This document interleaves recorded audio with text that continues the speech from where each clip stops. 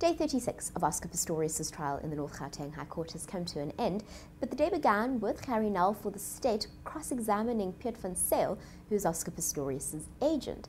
Now, you'll remember yesterday Van Zyl testified that Oscar Pistorius was so in love with Rivers Steenkamp that he asked Van Zyl to organize trips where Rivers Steenkamp could come along to some of Oscar Pistorius' matches or races overseas.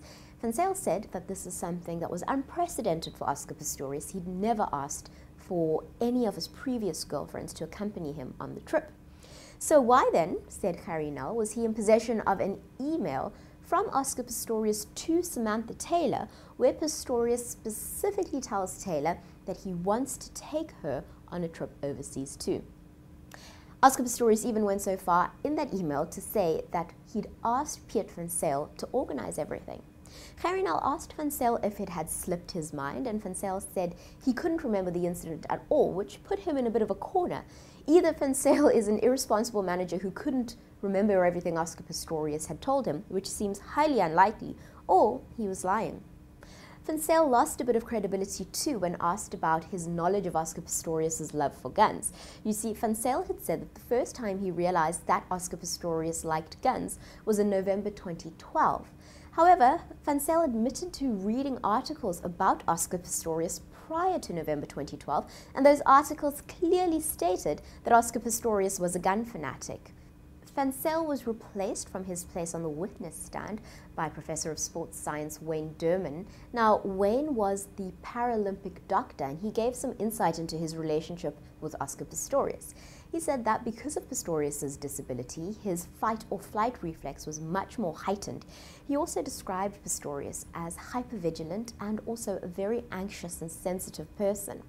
Now, Derman tried to read an email from a disabled massage therapist, Sue Kent, who said that she understood Oscar Pistorius' disability and understood why he reacted the way he did on February 14th. But Harry Nel was very quick to object, saying that Sue Kent had absolutely nothing to do with court proceedings and that that email was just hearsay. Judge Masipa took an hour and a half and decided that Sue Kent's email was inadmissible and that it couldn't be read in court. She also ordered that any mention of the email be struck from the record. Kenny Aldwage continued to question Dr. Derman, and he took a very technical approach, asking about the physiological and neurological responses when a disabled person or a person suddenly meets danger. Now, the day ended on that note because court time had run out, but Kenny Aldwage also asked Judge Masipa that she ruled that parts of Oscar Pistorius' medical and psychological evaluations not be released to the public. That's, of course, parts of the report that weren't already brought up in court and dealt with in court. Aldwage said that it was personal and sensitive information.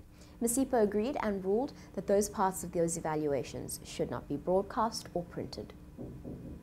For all the latest news on Oscar Pistorius, visit news24.com, follow us on Twitter and Facebook, and subscribe to our YouTube channel.